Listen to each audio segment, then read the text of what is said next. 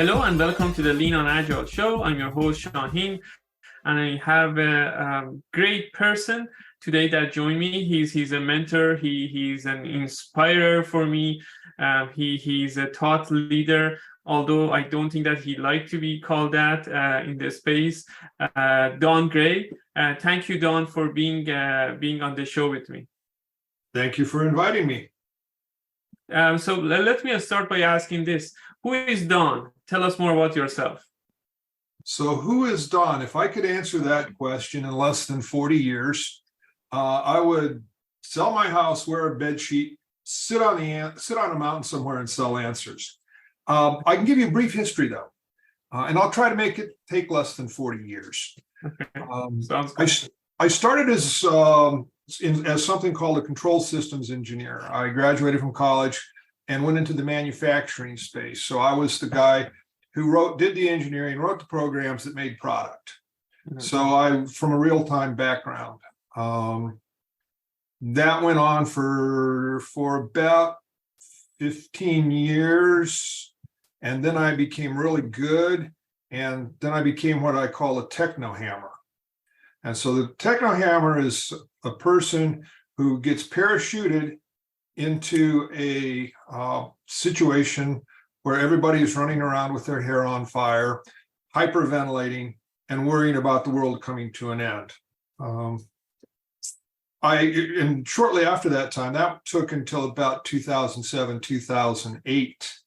I actually wrote an article, which is on my website, donaldegray.com. How original is that? Remember to put the E in. donaldgray.com goes somewhere I have no idea. Called Skills for Software Smoke Jumpers, which sort of described that period of my life. It was published in Better Software, I believe. So that's what I was doing for a living. But in 1995, I went to a workshop called Problem Solving Leadership, which is where we met. Not in 1995, but many years later. Problem Solving Leadership gave me information and ideas that corresponded to my work in real time, but was focused on people. And so people are actually the creative force in software development. They are also the mechanism of production. ChatGPT is out now. It has yet to be seen how much it will actually impact development. We don't know yet. It's early. But I became more aware of people and how people impact my success and my well-being, how much I impact other people. And so in 95, I went to Problem Solving Leadership. And at the time, Jerry Weinberg had two other workshops. One was the Congruent Leadership Change Shop, and that was a week-long residential. And then Software Engineering Management, which was a year-long cohort. I did PSL in 95, 97 was Change Shop, and what we call SEM was 1998. So I'm still working in the technical space, but I'm starting to do more and more people work, for lack of a better word. Right. So fast forward, we did it around 2007, 2008. During this time frame, the AYE conference was going on, and I had shifted from technical work to working strictly with people. So the title I was using at the time was Agile Coach.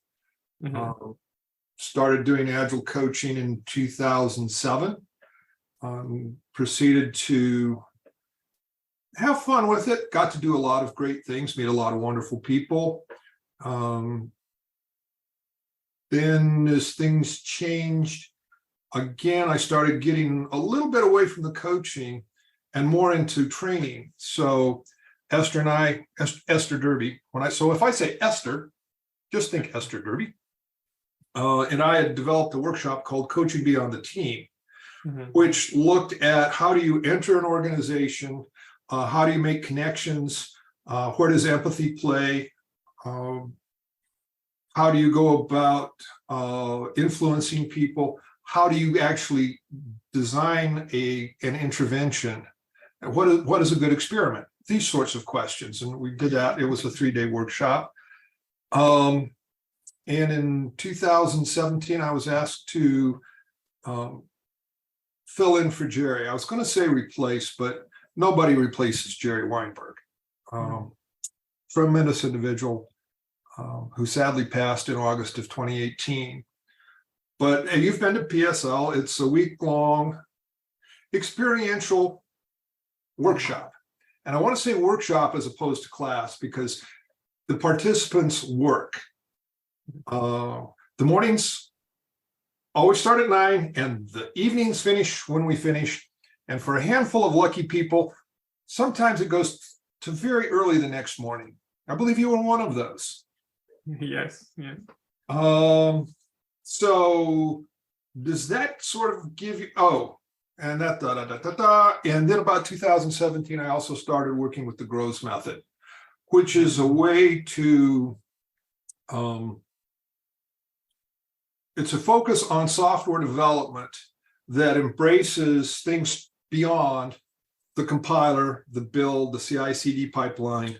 It looks at a lot of different things. And specifically at the leadership level, at the enabling and enhancing level, which would be your like middle managers, and then at the making level, which would be your developers. And we even include stuff for the users. Right. Can I breathe Thank now? you. Yeah, thank you, Don, for So that how was brief. 40 years crammed into, I don't know what, 8 minutes? Okay.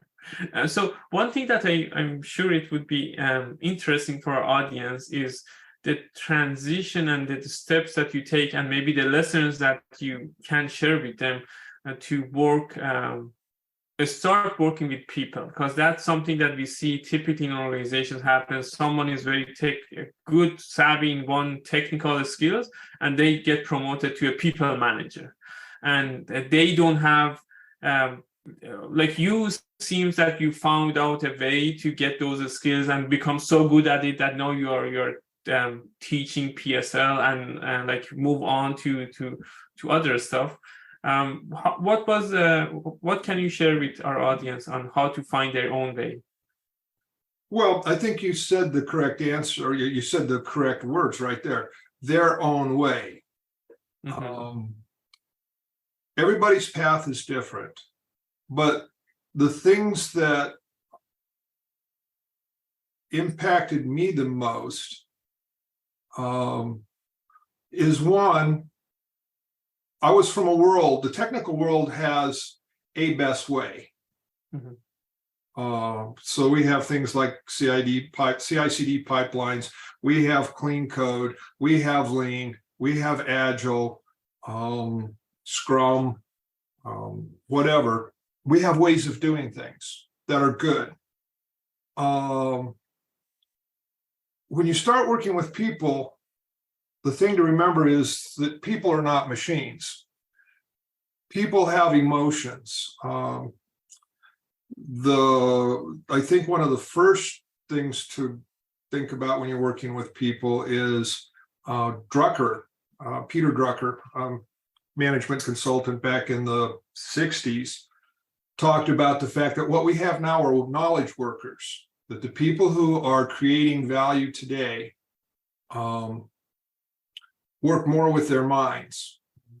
And they are closer to the work than you are if you're a manager. So you have to give them the opportunity to bring the skill, bring their experience, and trust them that they want to use it for the betterment of the team, the product, and the company. And this was like in the mid-60s. Jerry Weinberg famously said, no matter what they tell you, it's always a people problem. So things that people can do is, number one, they should take advantage of training. It's my impression, and I could be wrong. Remember, so statistically, we are talking about a sample size of one. When you have a sample size of one, be careful extrapolating to the world at large. Right. So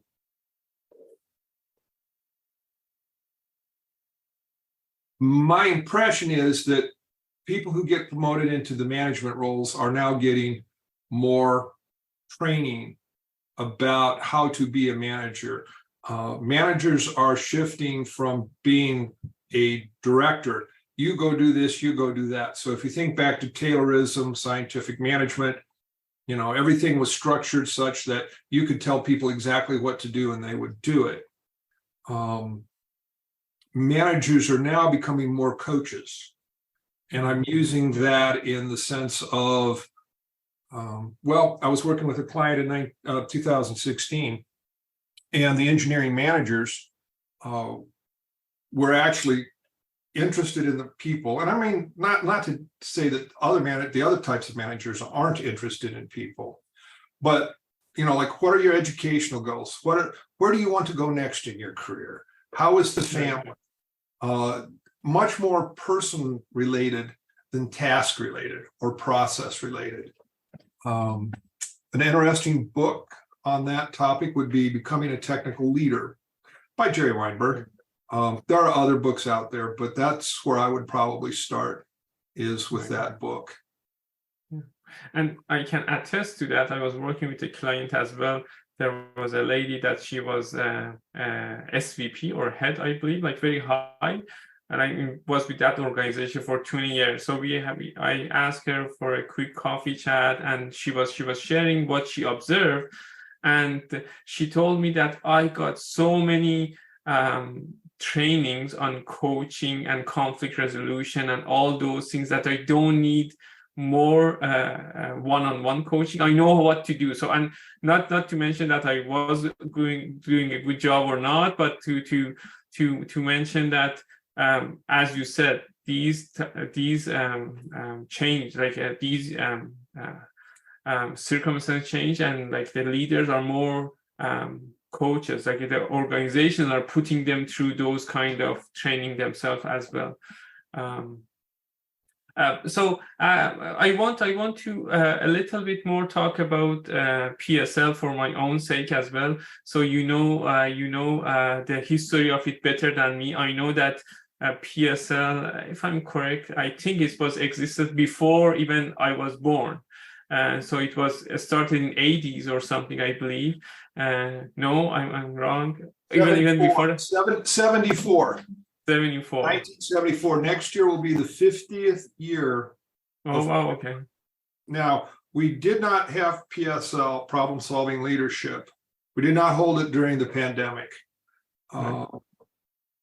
One of the things Esther and I talk about is how could we do PSL remotely? And we've never found a way. We've talked about it.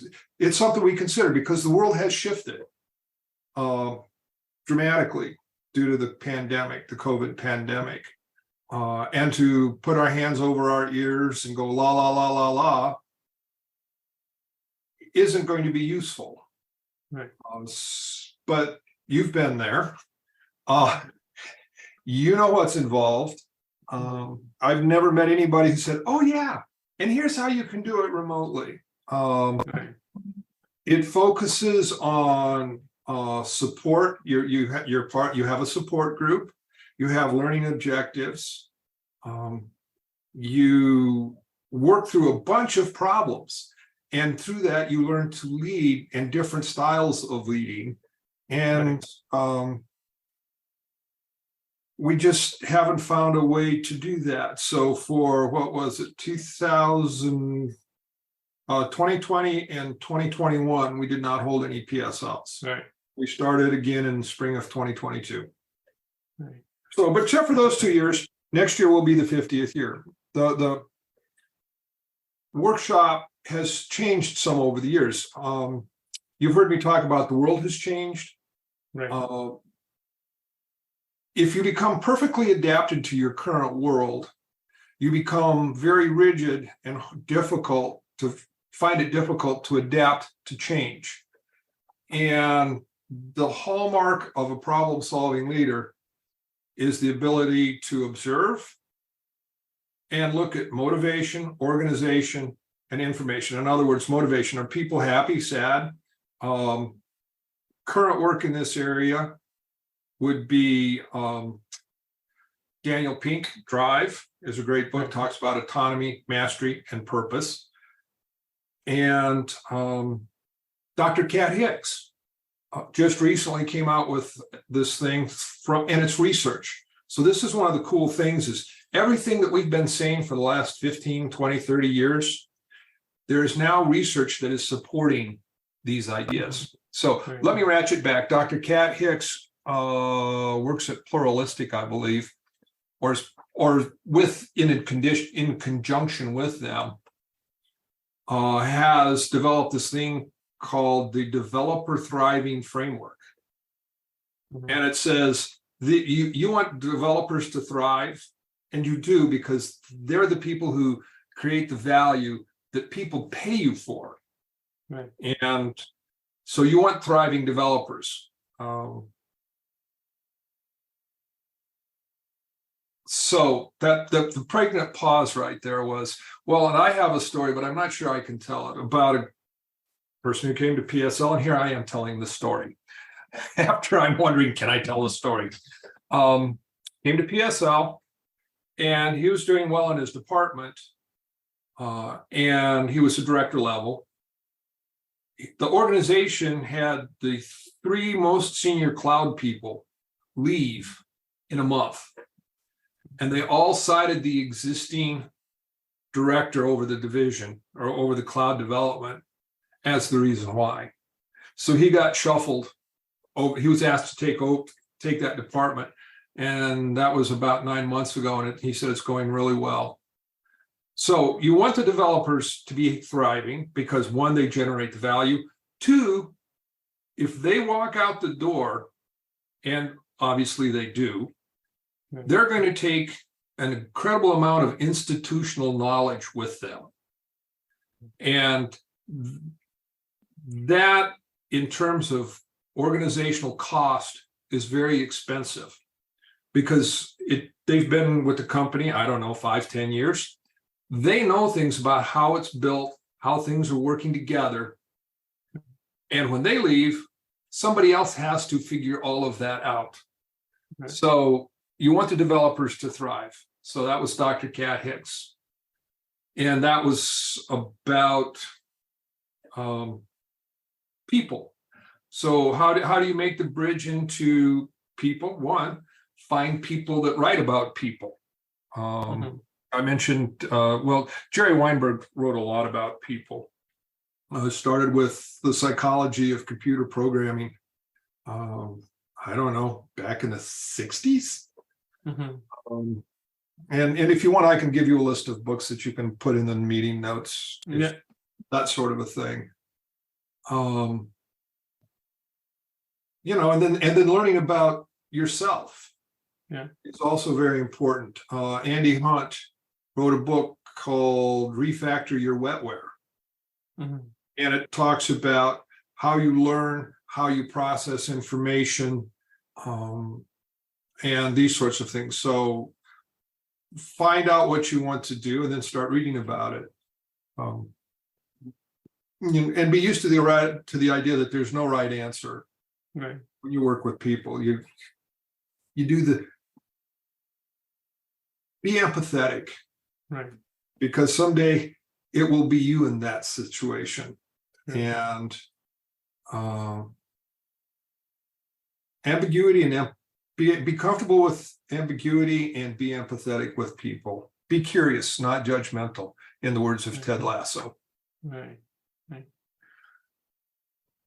Yeah, and as you say, it's always about people. One thing that I learned attending the PSL was more about myself and how I act as a leader and what type of leadership. But like whomever goes to PSL comes out from it with some insight. It could be different, but everyone that has been to, I have heard good things on them from them. Everybody comes to PSL from a different place in their career, Right. with different experiences and hoping to find different things. So there's 24 people in a workshop. There's very possibly 30 or 35 different significant learnings from it. It's not a one-for-one relationship.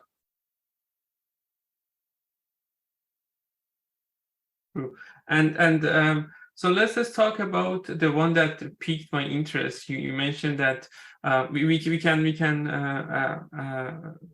can find time to talk about your agile coaching experience working, but you've said that you're focusing on growth method. It's something that you mentioned at the leadership level, at the middle level, and at the working level. So tell us more about that. I'm very interested to hear, and I'm sure the audience would be. All right. Is it possible for me to share my screen? Yeah.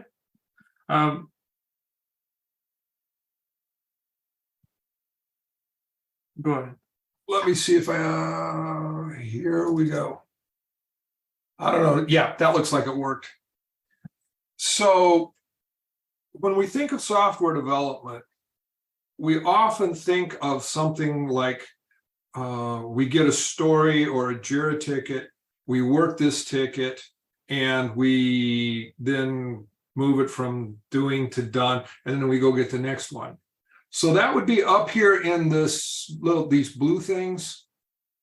And software has 4 essential difficulties. And this is right here. This comes from the work of Fred Brooks, sorry, skipped a groove. And the problems are, number one is complexity. Everything we do is new and different, because if we were going to write the same code we wrote yesterday, we would just use the code we wrote yesterday. Right. Classes, functions, subroutines. So everything we do, even though it's just software and programming, everything we do is new. Right. So that adds complexity. Conformance. There are no universal laws in software development. When you think of the physical world, acceleration due to gravity is 9.8 meters per second squared. Always. And yet, if you're at the North Pole, it might be slightly different than it is at the equator, but essentially for math purposes. Things conform to natural laws. There is no such natural law, no such set of governing rules in software. We got some great ideas, but nothing that says it's got to be that way. The third one is changeability, because software is incredibly changeable. It's malleable, and that allows us to go in and make changes. Now, when you're starting to make changes in a program that's been running for 20 years, you want to be very careful, because some changes are probably easier. You can probably change concrete and rebar easier than you can change some programs, but that's not always the case. And the last one was invisibility. There's no representation of running software in space-time. It's invisible. You can see the inputs, you can see the outputs, but what happens in between is invisible. And as you try to model this, and I was around when they started doing the modeling. So, you had the entity relationship diagrams. You had ways of describing your disks and all your storage and all of these things. It's invisible. There's no representation of it. So it's very difficult. So when most people think of software development, they think about this region, the blue ones. Right. Actually, it turns out that everything else on here, the purple, the orangish ones, the green, are also important. every bit as much important.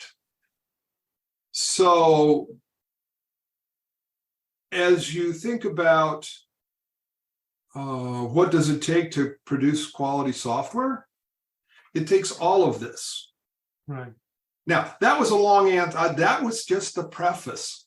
We haven't even arrived at the growth method yet, but we just did. So what we're doing with the growth method is we're talking about things that the Agile Manifesto never did. The Agile Manifesto said, hey, here's 4 values. They're great values. I think they're wonderful. I like them a lot. I think they make a lot of sense for various reasons.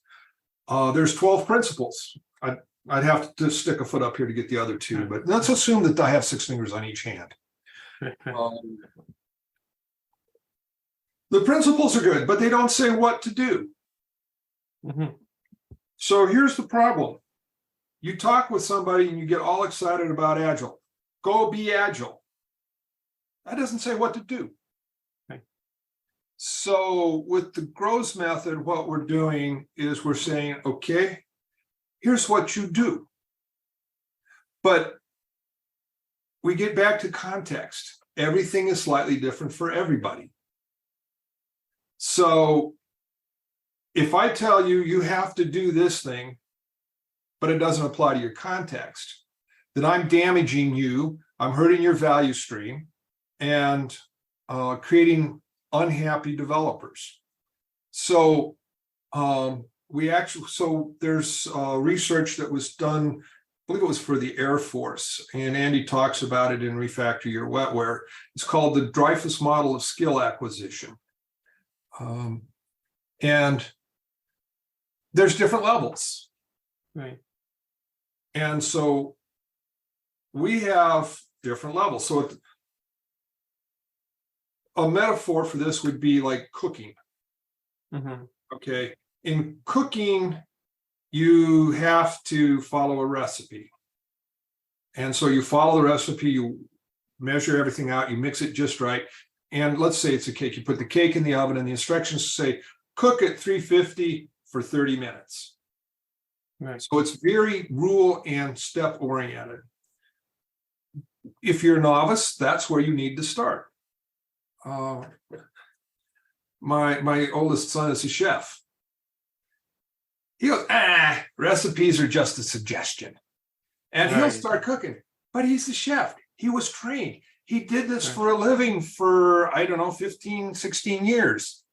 He is an expert. He does not need the recipe. And so one of the things we talk about in the growth method is that, okay, you have to start off being safe. And the first level is called safety and hygiene. These are the things you need to do so you don't burn your hands, so you don't cut yourself with a knife, and so that the product comes out good. Now, there is actually a 0 level. That was level 1. The 0 level is you're not ready. And we talk about that because if you can't do certain things in your organization, whether it's due to lack of psychological safety, whether it's a lack of technical skills, whether it's bad management, whether you're trying to do too much all at the same time, you're not ready for this yet. You need to stop. Well, no, you don't have to stop. You can keep going. People. So a book by DeMarco, what was the name of it? Why Does Software Cost So Much? By Tom DeMarco. Starts with an essay on why does software cost so much? Well, Jerry said, compared to what? Software is expensive compared to what? And so apparently managers have this idea of how much something would cost. But here's the interesting thing that DeMarco notes. For all of our failures to deliver on time, they keep coming back and giving us more money. So what does that say? Well, it says that, maybe it's going to cost this much because that's how much it actually costs. But if you're not ready Oh, so that let me put a button on that one. So that says you can still make money, stay in business, even if you're not willing to do level 0, which is you're not ready. The money's there. People are paying money all the time for software. Right. But our viewpoint is if you can't do these 4 basic things, save your money, do not spend money on training, do not waste our time. You're not ready. We have other things to do with other people. And when you're ready, let us know. So you start off at, are you ready? I mean, have you ever walked into a place? Let me rephrase that. Let me not put you onto the spot. Yeah.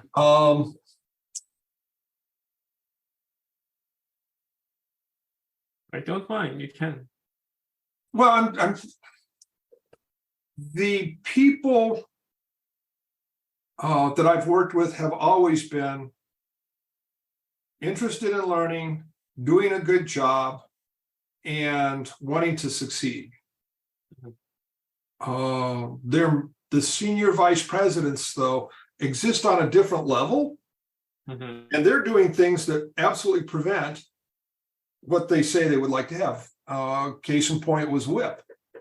Anybody who's studied lean, Kanban, these sorts of things know that you want to limit your work in progress. It creates a smooth flow. You use a pull system, not a push system. And things just generally get better when you limit WIP properly. This VP didn't see any problem. Well, just give them more work to do. And it's like, you're killing me here. And so I was the coach. And I was going, people, you only finished half of your work in the last 2 weeks. Why don't we just not take any more work, finish the next half, and then we'll start again after that spread. And there were how many coaches were there? 1, 2, 3, 4, 5, 6, 7, 8 coaches. Well, this organization was scattered around the globe from San Jose, California, Atlanta, Paris, Germany, Israel, and India. India's way over there. In case you can't see where my finger is, it's over there. It's pointed at India. We never made progress because management was always pushing WIP, pushing more work out. So, you come into this situation and there's a guy I met in South Africa. What is Donnie's last name? Remind me, I gotta give you the name for the book or for the notes. And he does a daily message that he sends out every day. Okay. And he talked about, he met this guy once that had been in the business for like 20, 30 years. And he was very seldom successful. And Donnie Roux, R-O-U-X, goes, isn't that disappointing? And the gentleman goes, well, I'm always working on the next system. So even though I did not manage to find a way to get this one to change, I have touched people. Right. And when they move on, and they always do eventually, they will take what they've learned with them and change the next system. I have no idea how I got here, but here we are. So we have habits. We break them down into leadership, which would include like managers and up, teams, individuals, and users. And then we have a set of core principles, core habits also. Right. And these are things, they're free on the website. We are updating them right now. But if you have the ability, you can read it. So these things, based on research and our experience, are the things you should be doing. Right. And you figure out which ones you need, because we don't know which ones you need. Right. And it's tailored towards where you're at the organization. These are for leadership. These are for middle layer. These are for if you're at the working level. Yes. So, for example, let me see if I can find it real quick. For the core habits, we have agree to try. Because if people aren't willing to try, save your money, do not do any training, do not hire any coaching, because you're just going to waste your money. Agree to try, psychological safety, remove proxies to people.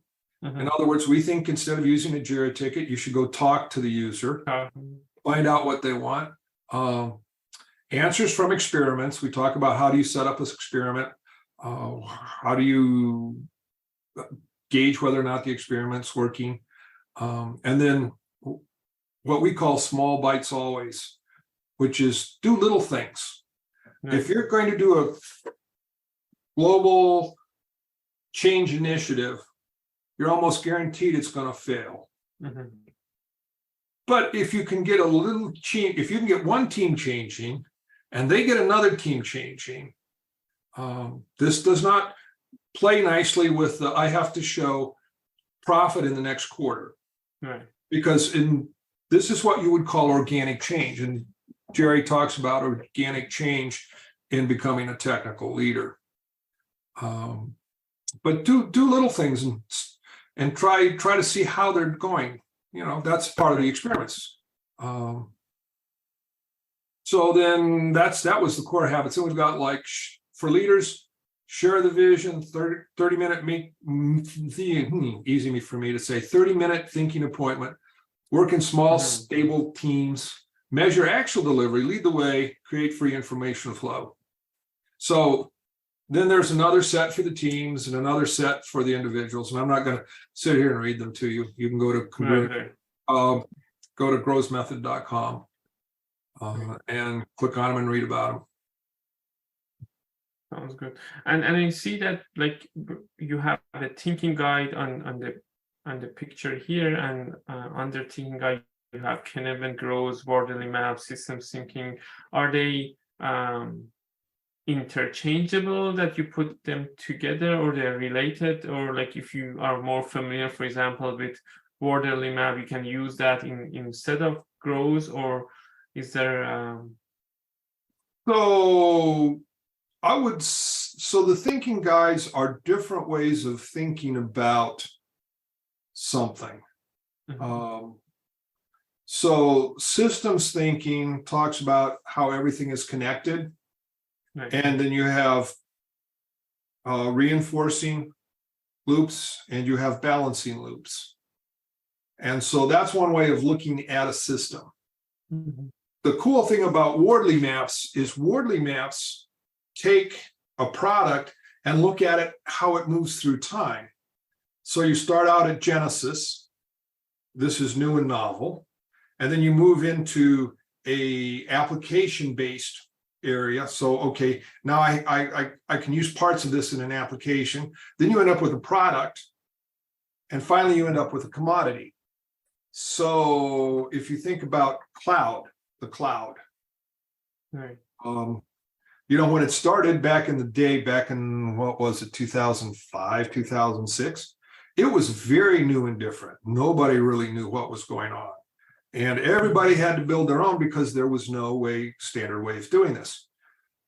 If you build a cloud infrastructure today, you either are using, you have a very unique application that requires security or reliability, although with Amazon Web Storage, AWS, you know, the reliability is in the 99-point handful of digits. And if you were to build a web service today, a web cloud system, the infrastructure, you'd be wasting money because Amazon has done this. They are so much better at it than you are. They've done it so many more times than you have.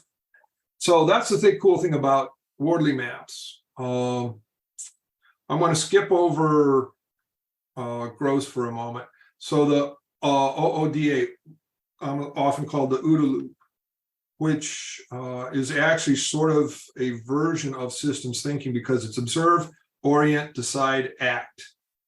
And that comes from the work of James Boyd, who was a fighter pilot in the Air Force. And they called him 42nd Boyd because he had a standing bet that from an inferior position to a superior position, he could do that in 40 seconds or less. And there was a standing bet and he never lost. So basically what it means is he's flying along in his airplane. Somebody comes up to shoot him down. Within 40 seconds, Boyd will reverse it and he will be in a position to shoot the other one down.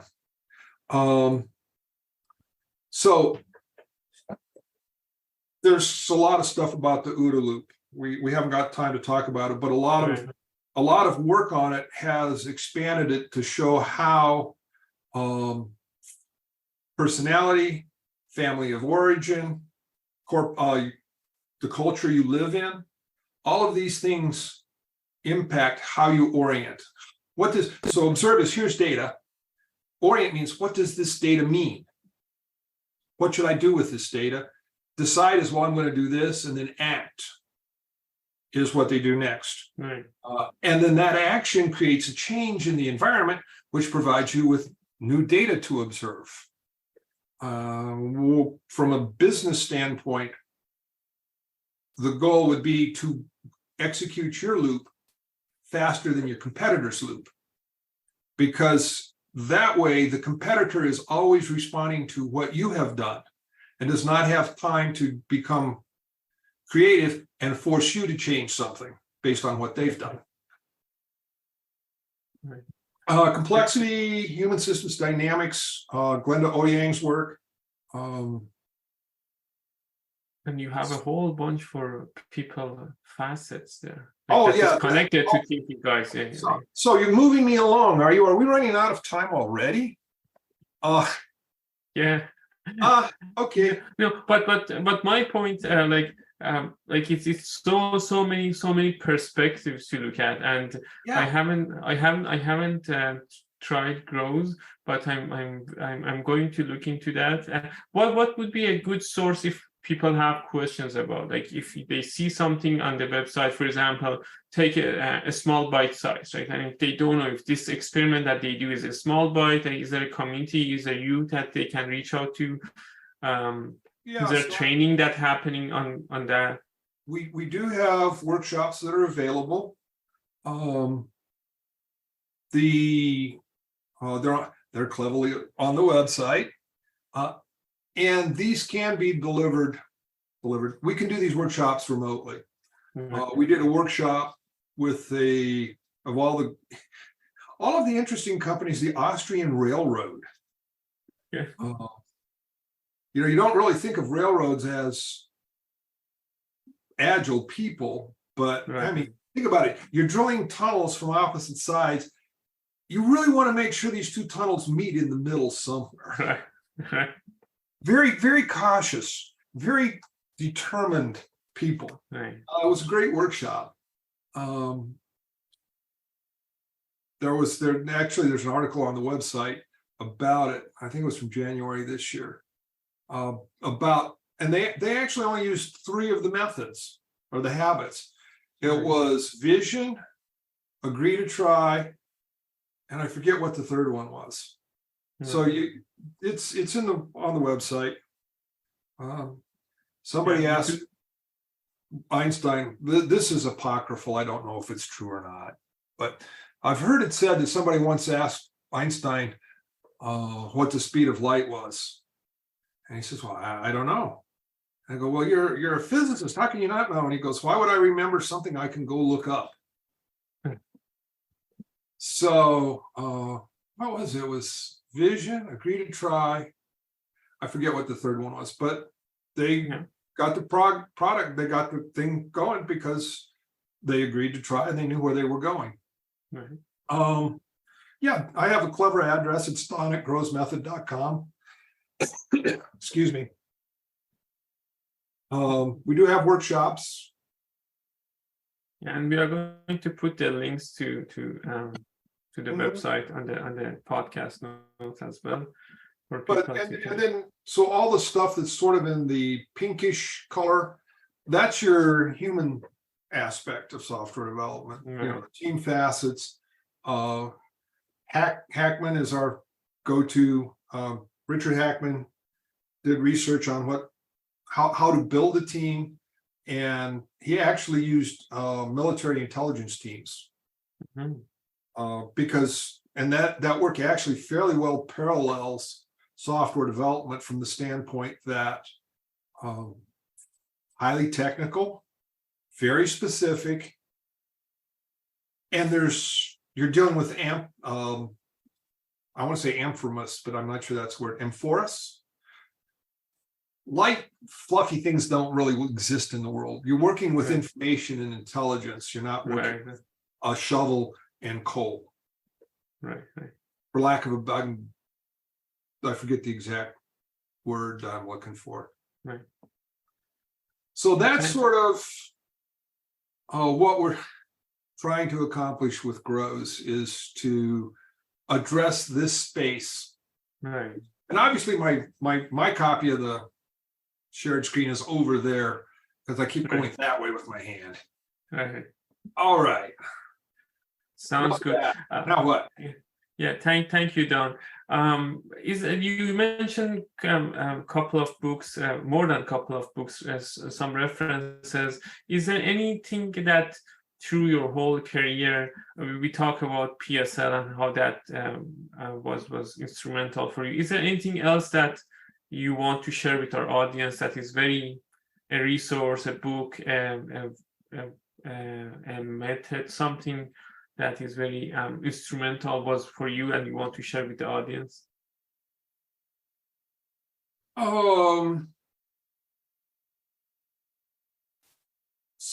So since I came out of manufacturing, where we used feedback to control what we were doing, systems thinking came very naturally to me because it's feedback loops. So that was one that really was probably one of the first things I noticed. More recently, in the world of viewing, a gentleman by the name of Dave Snowden created a way of looking at problems called the Cynefin method. And the breakthrough for me in that one was that, oh wait, we have 5 different options on a problem. Is it a clear problem? This, we know how to do this, blah, blah, blah, blah. Is it a, core dialogue across it's not a grid, but the across from it would be a complex problem. So a complex problem is more difficult to solve. But if you try to use the same methods of solving a complex problem as you do a clear problem, you're eventually going to end up in chaos. Yeah. And so that's that. And when you're in chaos, you have a different set of methods you use to work. Right. So that one, I came across that in like 2012, and that was very, very aha for me. And then the most recent, I guess about the same time I was going through Human Systems Dynamics, which is Glenda Ouyang's work, and her books. The one I think would be very useful would be Facilitating Organizational Change, and then Influencing Patterns for Change is another book of her, and the topic I really like. And what it does is you look at organizations in terms of containers, differences, and exchanges. So a container would be something that holds focus. So that could be your career, it could be your team, it could be the code you're working on, these sorts of things. Differences are within containers and between containers. So we are in the container of this podcast. There are differences between us. We are, I don't know, my oldest child is 48. I suspect they're about your age, maybe? Yeah. So there's a difference. I've got a little more gray, but we have similarities. Right. We've been to PSL, we're involved with software development. And so the difference is, which do you want to amplify? Do you want to amplify differences, or do you want to reduce differences?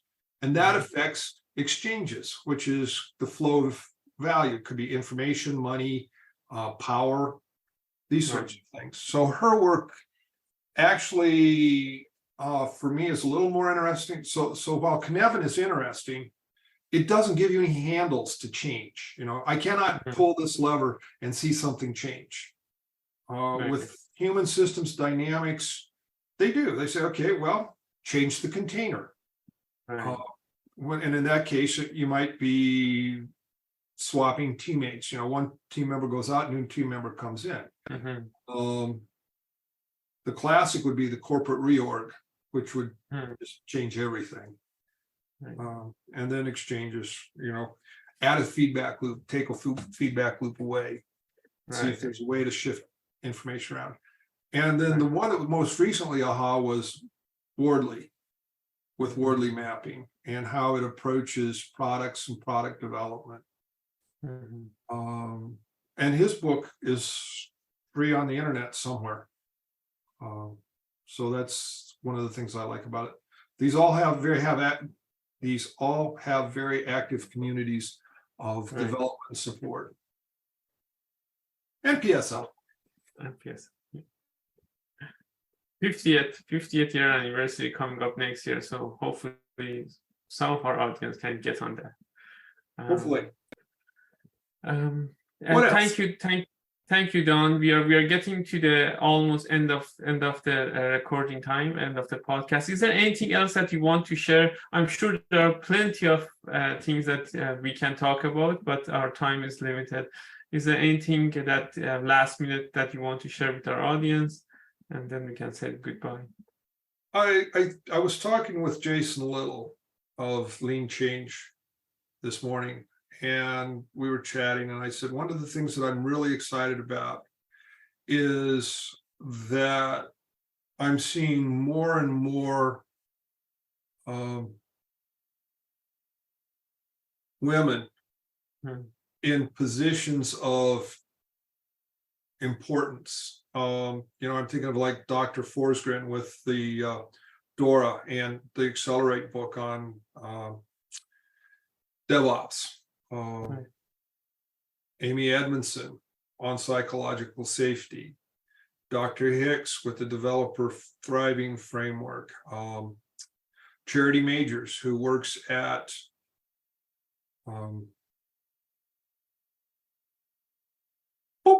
out of my head it went.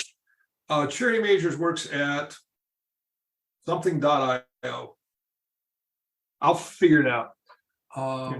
Jessica Kurd, also known as Jessitron, is a fascinating thinker. And so I'm excited about that, in that the research shows that teams that have women do better. Yeah. And if we can get more women involved in this domain, I think we'll be able to make real progress in terms of honeycomb.io. See, I told you I'd find it. Yeah. Honeycomb.io. Jessica works there also. We can make software development a place for happy, thriving people. Jerry's goal was to make happy. His goal was to help make smart people happy. Make us happy. And I think we have a shot at it. Right. Yeah. That's a very good note to close on. Make smart people have a shot at making smart people happy. Yeah. Because if they are happy, they can make other people's lives happier because they're smart. Yeah. Yep. Thank you, Don. Thank you, Don, for being on the show. If people want to get in touch with you, what is the best way for them to do so? So the default method is don@donalddgray.com.